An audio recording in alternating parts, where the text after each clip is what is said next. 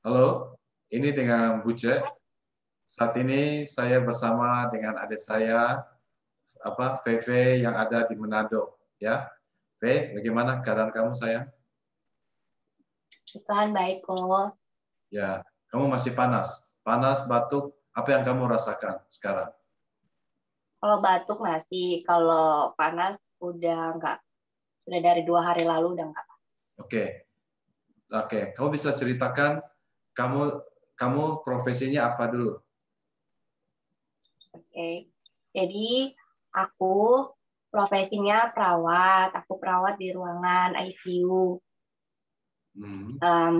Kemudian kontaknya ya seperti biasa kalau kontak dengan pasien kan sip-sipan kayak gitu.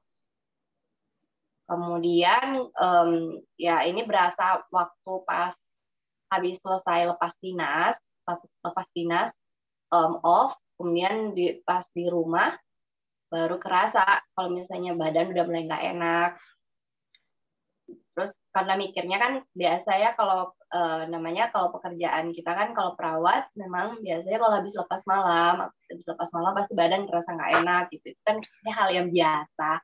Ya. Cuman ini kok demamnya ditambah dengan demam. Oke. Demam itu sampai 38 terakhir, 38 lah. Terus pikirku ya paling mungkin batuk flu biasa, imun lagi turun biasa lah ya. Terus minum obat secara pribadi, yang obat-obat yang biasa ada di rumah, paracetamol, terus obat-obat flu biasa. Kemudian pas udah minum, kok nggak turun-turun, 4 jam kemudian diukur lagi suhunya nggak turun-turun. Dia paling turunnya itu 375. Terus banyak minum apa pikir-pikir mungkin biasa lah ya. Terus tapi kok ini ditambah dengan badan kok ngerasa nggak enak, bener-bener ngilu, kayak rasa dulu kan pernah tinggal di Papua, jadi kalau di Malaria. Papua tuh Kena malaria. malaria, Ya. benar. Berasanya kayak malaria gitu, Hmm. mikirnya karena ngilu kan, terus menggigil, ngilu badan semua. Tapi masalah kalau dulu malaria itu lidah pahit, terus Ya. ini lidah biasa aja, nggak ada rasa, maksudnya nggak rasa pahit atau gimana, makan juga biasa. Cuman itu badan nggak enak, terus panasnya tinggi-tinggi. Nah, di situ udah mikir lah ya, kayaknya ini bukan cuman udah batuk demam biasa. Oke, terus jadi tiap 4 jam minum minum paracetamol biar biar turun. Terus terakhir minum Tremensa, itu ada obat flu. Memang obat itu kan ada efek, kalau obat itu ada efek apa sih? Jadi ngantuk, efek ngantuknya. Jadi tidur semalaman itu memang benar-benar bangun itu kayaknya sakit semuanya. Jadi setelah 2 hari demam. Sebentar. Ini kejadiannya ini berapa? Seminggu yang lalu, 3 hari yang lalu, 4 hari lalu, atau kapan? Yang lalu, Ya, berapa hari lalu? 4 Berapa? hari yang lalu, Oh, jadi 4 kejadiannya hari. 4 hari yang lalu. Jadi saat ini kamu sudah di hari keempat, betul? Ya, Jadi kamu mulai mengalami itu di hari pertama 4 hari yang lalu ya, perasaan kayak ya. begitu ya. Oke. Terus lanjutkan terus. Dan hari kedua udah mulai panasnya masih, ngilunya lebih terasa, terus batuknya lebih aktif, terus lebih berlendir, terus meler-meler juga, benar-benar yang udah terus, sakit kepala, terus diare, pagi-pagi diare. Tapi nggak ada mual, nggak ada muntah, nggak, cuman diare apalagi ya. Terus dari situ mikir-mikirnya, aduh ini udah mulai makin parah nih, udah nambah karena kebutuhan cairan kan, takutnya kurang cairan. Terus periksa lah, rencana langsung mau ke rumah sakit, mau periksa. Pada saat ke rumah sakit itu udah ukur tensi juga semua, tensinya aman. Kalau tensi karena kebetulan di rumah ada alat tensi sendiri, Jadi tensi masih 110/70. Terus ini kayak ini saturasi. Saturasi ini kan ada juga di rumah. Nah, biasanya kalau misalnya kalau pasien COVID sih kita setahu kita 9 di bawah 95. Ini saturasiku 99. Saturasiku 99, tapi nadiku, heart rate-ku lebih cepat 115, terakhir tuh 120-an. Ya. Nggak pernah di bawah 100. Nah, kayaknya sih mikirku kan, oh kalau misalnya heart rate-nya lebih tinggi, kemungkinan mungkin lagi rasa takut, deg-degan, kayak gitu-gitu. Tapi nggak juga sih. Sebenarnya kalau misalnya mau bilang kayak gitu juga bisa jadi heart rate-nya jadi tinggi. Nah, dah habis itu bawa ke rumah sakit, coba periksa. Pas di rumah sakit diukur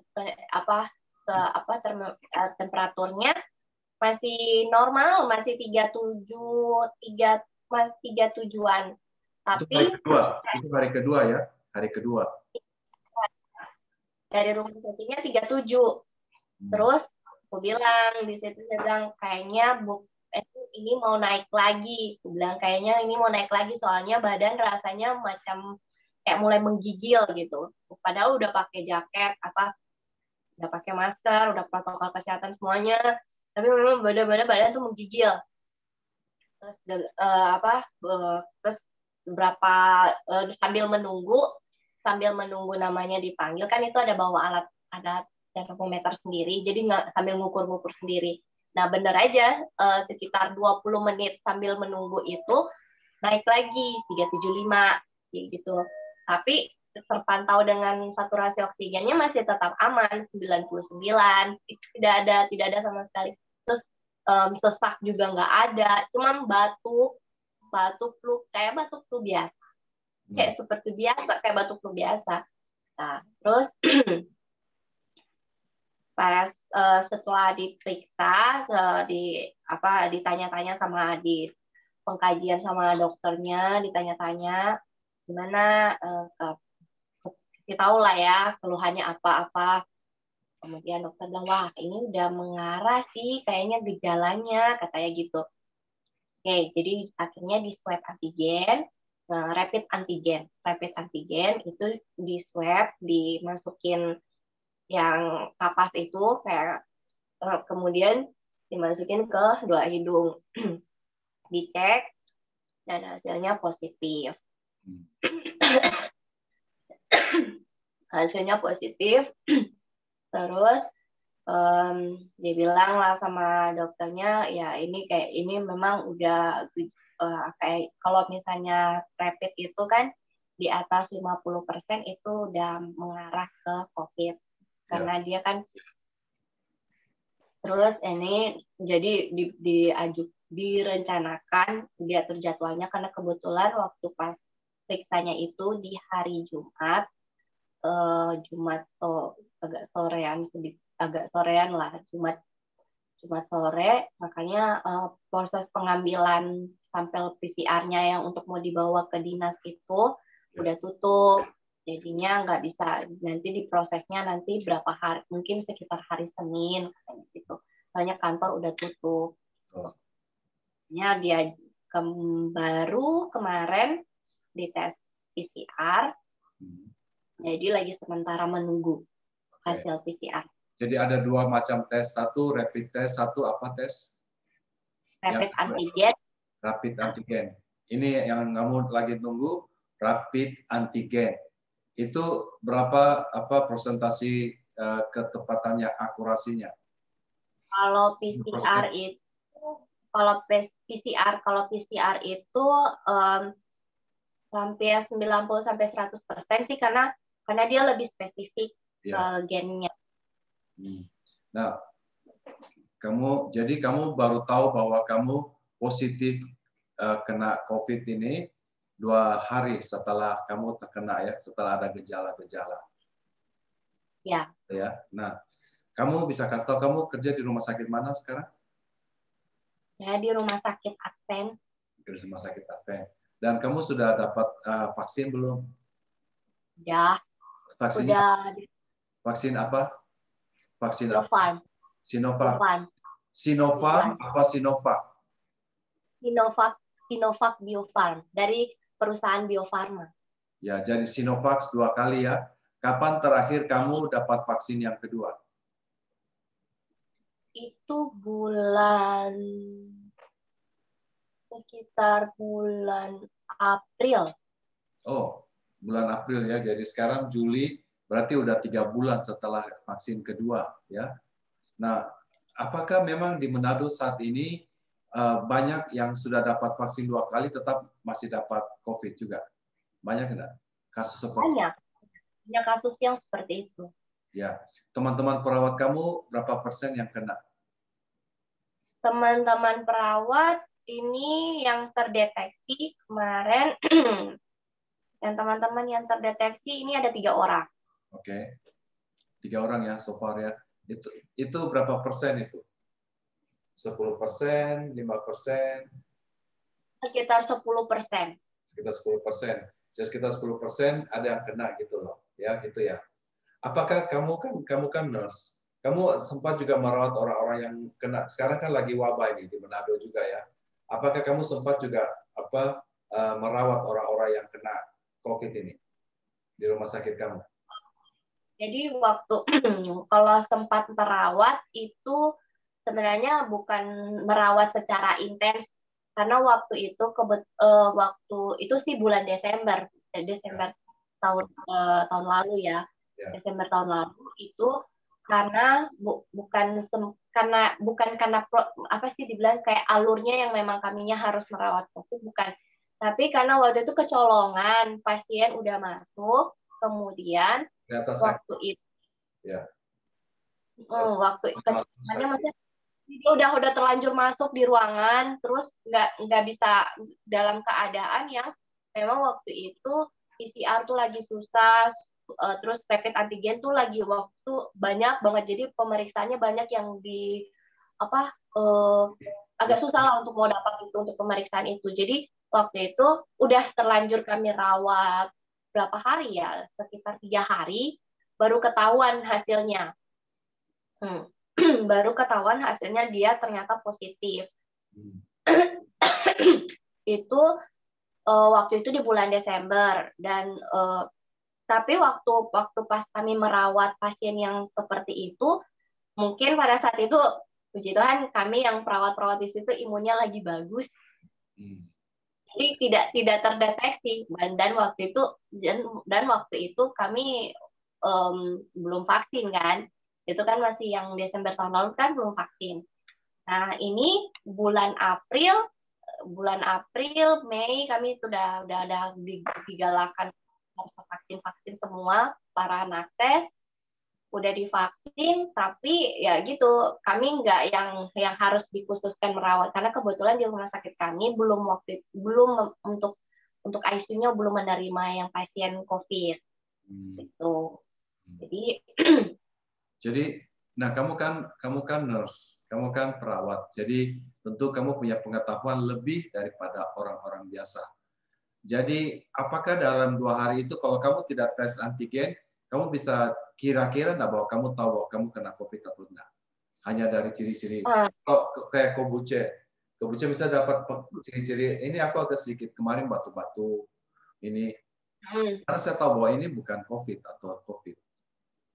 Ya, jadi gini, kalau yang saya rasakan, ciri-cirinya nih COVID ini emang mirip-mirip dengan yang batuk flu biasa.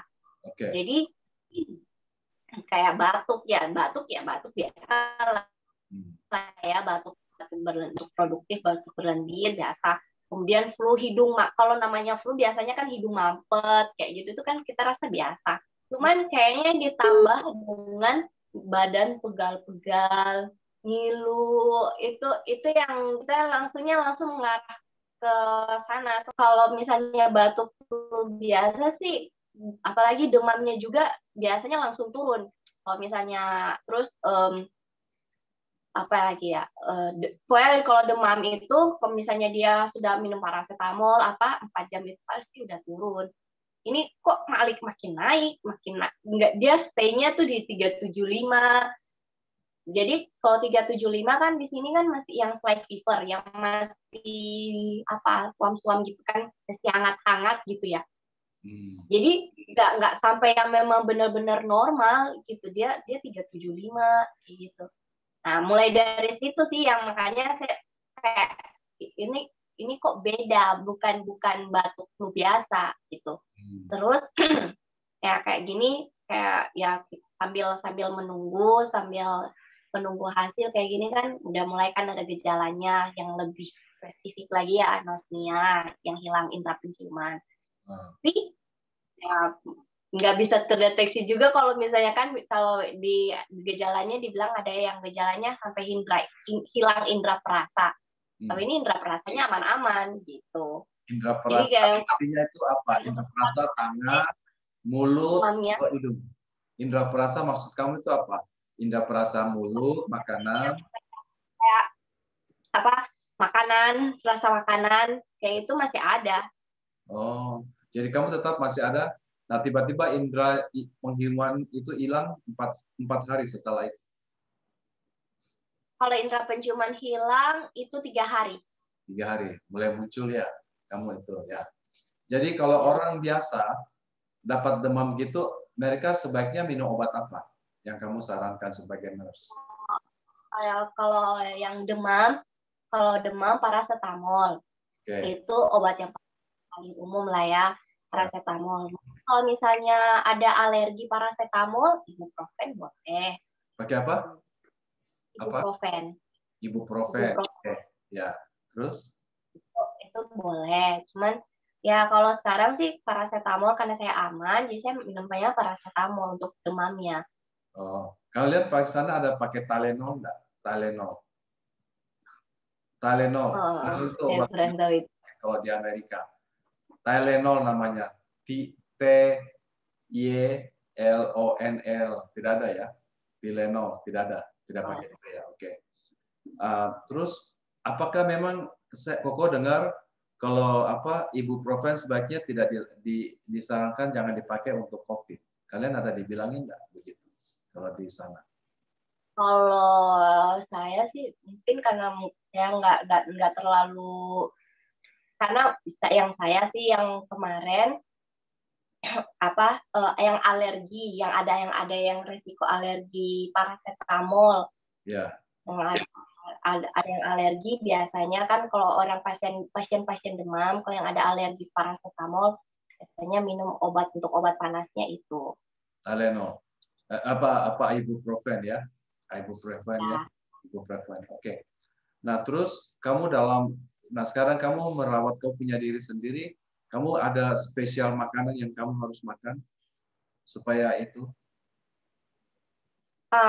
Yang jelas harus perbanyak makan buah, sayur, kemudian ya mungkin yang saya sih lebih ke yang alami ya, minum air jahe, rebusan air jahe, kemudian serai, kayak gitu-gitu sih. Ya, kamu ada minuman vitamin enggak? Udah beli, Koko kan ada kirim uang. Kamu sudah beli vitamin? Vitamin apa yang kamu siapkan saya? Kalau vitamin, ini yang vitamin cuma vitamin B-kompleks. B-kompleks, coba kau kasih tunjukkan di itunya. Jadi orang-orang yang itu juga bisa lihat, tahu. Oh, jadi kau minum vitamin B-kompleks. Apalagi? B-kompleks, habis itu saja sih. Kalau yang lainnya, B-kompleks cuma kok. Kalau yang ini cuma B-kompleks. Terus, ya itu banyakkan dimakan buah, sayur. Oke. Nah, standar prosedur kan banyak ini saat ini kan orang-orang di rumah sakit lagi banyak dan orang-orang disarankan untuk isolasi mandiri. Apakah ada prosedur bagi kalian? Jadi dokter akan kasih tahu, oh kamu isolasi mandiri di rumah, kamu harus minum obat ini untuk permulaan, misalnya minum obat cacing itu. Apa ada dikasih begitu atau enggak? Kalau kemarin waktu selesai habis periksa dari rumah sakit cuma dikasih 3 obat. Ini Amisin. Apa namanya? Azitromisin. Itu apa itu? Obat untuk apa? Ini obat antibiotik. Oke. Jadi kamu dikasih obat antibiotik, terus berapa miligram? Azitromisin Berapa ini miligram? Apa 500 miligram. apa namanya? Coba yang pelan-pelan ngomongnya.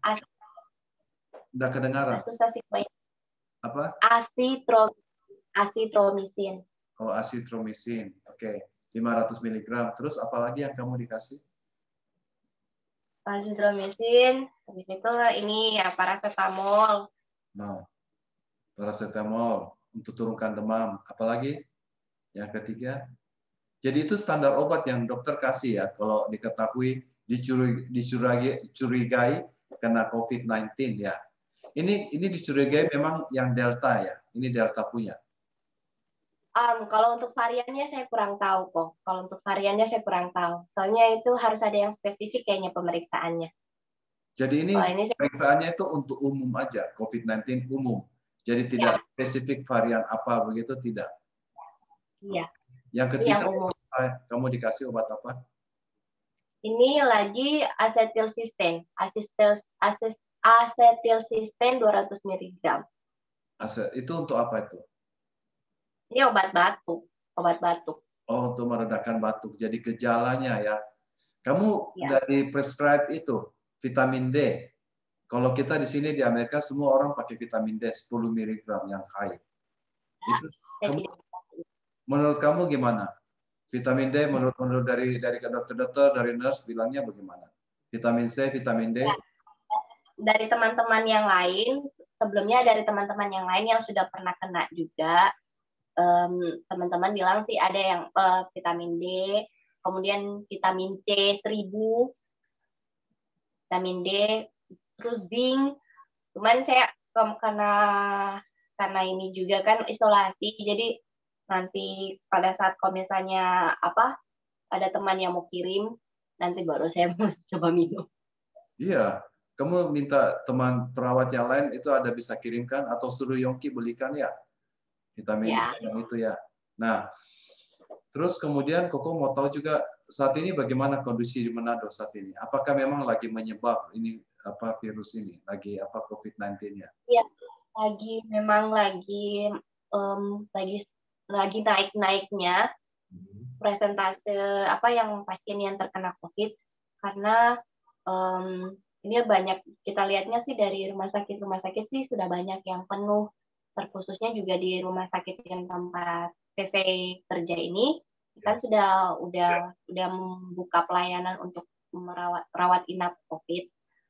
Cuman mungkin masih yang dalam kategori ringan sedang, yang ada gejala dan yang mengharuskan untuk dirawat di rumah sakit, butuh cairan infus, maka ya dirawat di rumah sakit. Tapi kalau untuk kasus yang berat kami belum menerima, karena biasanya kami keterbatasan alat kami yang kami belum terima untuk pasien yang kasus berat. Jadi sedangkan yang kami di rumah sakit Advent ini aja udah full ruangan. Udah full ruangan, baik dari padahal baru 2 hari yang lalu atau berapa hari yang lalu itu baru dibuka ruangan yang sementara direnovasi, langsung dibuka, langsung full. Jadi memang lagi naik. Seharusnya kamu itu bisa masuk rumah sakit ya, bisa dapat ruangan. Jadi kamu memutuskan untuk tidak, karena takut ketularan daripada yang lain itu lebih ini ya.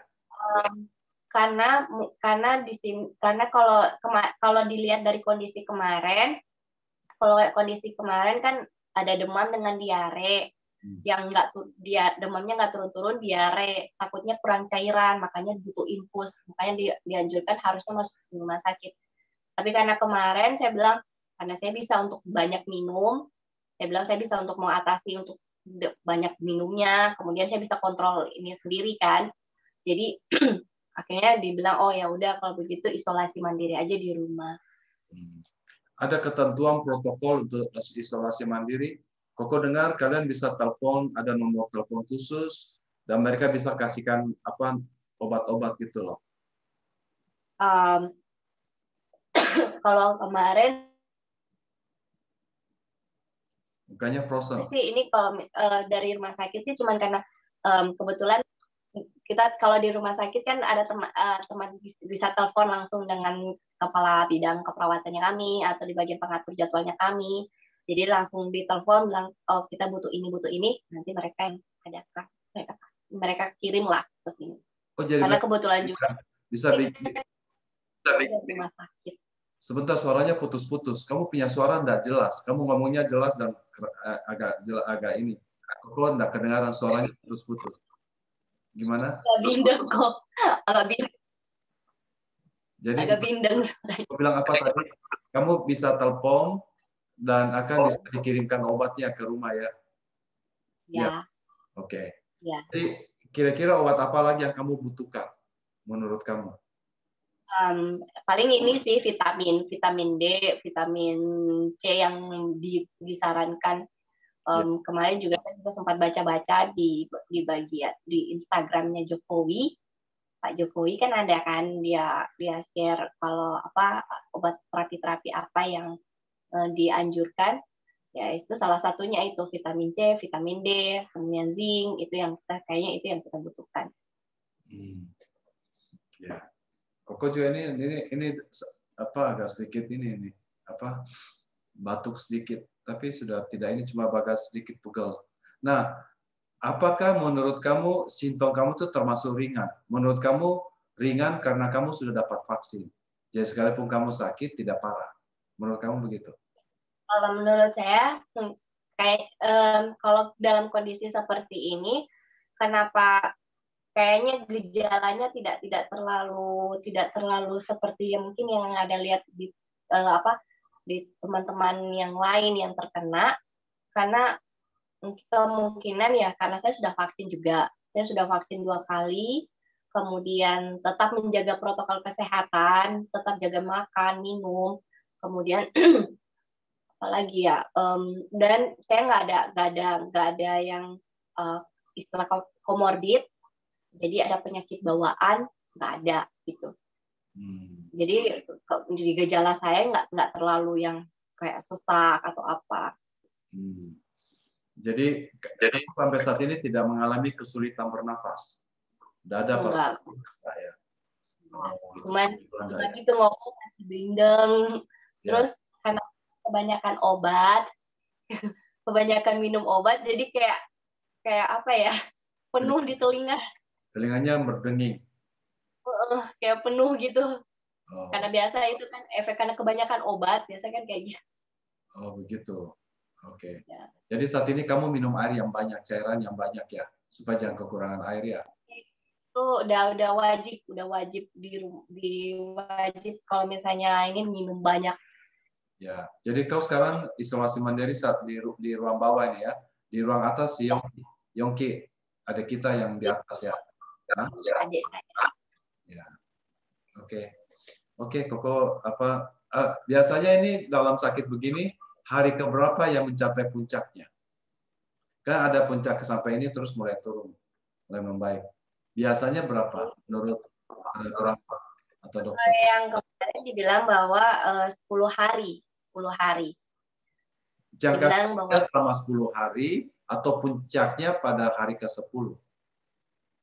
Ini seharusnya kalau gejala-gejala kayak gini pada saat yang mulai ada gejala itu dia rentannya itu sepanjang 10 hari itu kita melihat progresnya, apakah dia makin buruk atau dia malah turun gitu. Jadi selama rentang 10 hari ini yang dari timbulnya gejala kita lihat progresnya, dia makin naik ataukah dia makin turun. Itu selama 10 hari. Apa yang kamu lakukan? Kamu ke rumah sakit, pindah di rumah sakit. Ya. Kalau selama 10 hari di antara 10 hari itu kalau misalnya makin memburuk, mungkin sesak atau apa yang membutuhkan oksigen, ya harus ke rumah sakit. Oh gitu. Nah sampai saat ini di rumah sakit kamu, di rumah sakit Advent, apakah oksigennya cukup atau lagi kekurangan oksigen juga? Oksigen, puji Tuhan selama ini masih cukup. Cuman kalau dengar-dengar berita terakhir udah mulai agak kosong karena udah udah didistributor ke rumah sakit lain. Jadi agak susah. Ya udah kalau gitu. Sekarang kamu istirahat sayang ya. Jadi apa? Kalau ada apa-apa, WhatsApp Koko ya, ya gitu. Oke, bye. Moga-moga kau punya cerita ini bisa membantu bagi orang lain untuk ini dalam itu ya, dalam pada terutama yang isolasi mandiri, yang tidak tahu mau berbuat apa gitu ya. Oke, thank you.